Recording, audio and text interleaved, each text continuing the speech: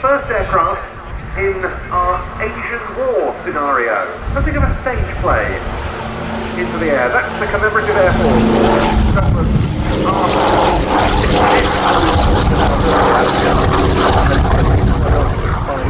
and the Vietnam War. You're asked here to use your imagination,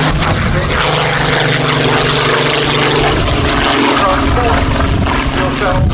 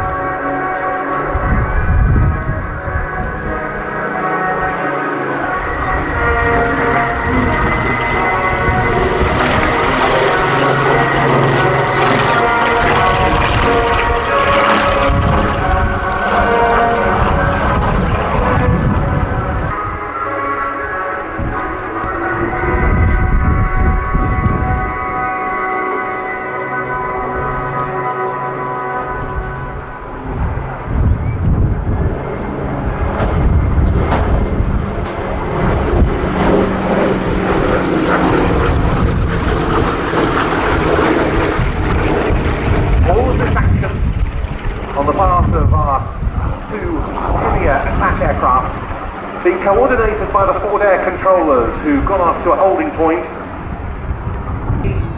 Now orbiting around the target, very much in the sort of racetrack pattern that the likes of the US Air Force AC-47 spooky gunships adopted around targets during the Vietnam conflict.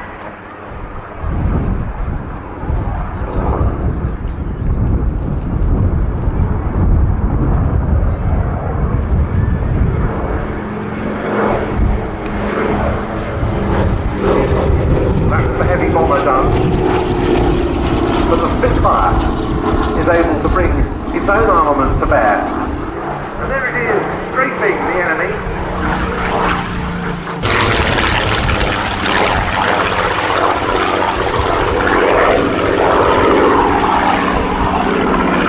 This aircraft, in the original colours it wore in service with what was known as Royal Indian Air Force, being provided to India on that country's independence in 1947. It was only in service for a couple of years. It was put back into those markings, those physical markings. Strafing run.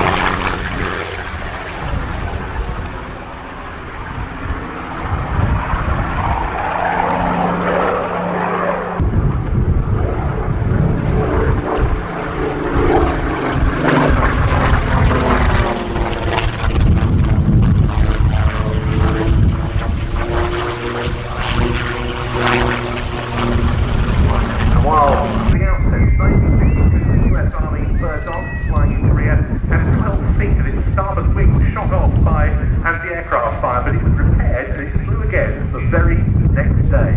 And the Bird Dog went on to have an illustrious career, redesignated from L19 to O1, O for observation, during the Vietnam conflict as well.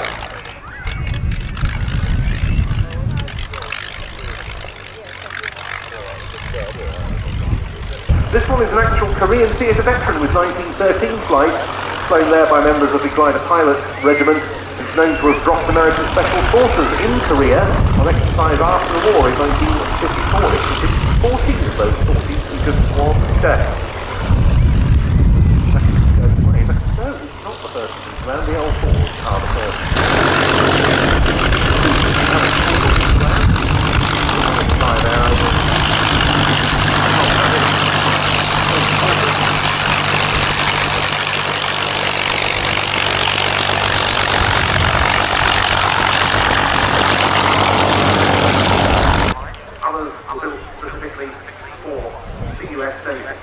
Just 5 days after the Pearl Harbor attack by the Japanese in December 1941, the Naval Air Transport Service was set up. That was the main user of the Navy's R4D-6S notably helped service fleet units to the Aleutian Islands, flying to and from the Alaskan mainland in often extreme weather conditions, helping to hasten the retaking of those territories.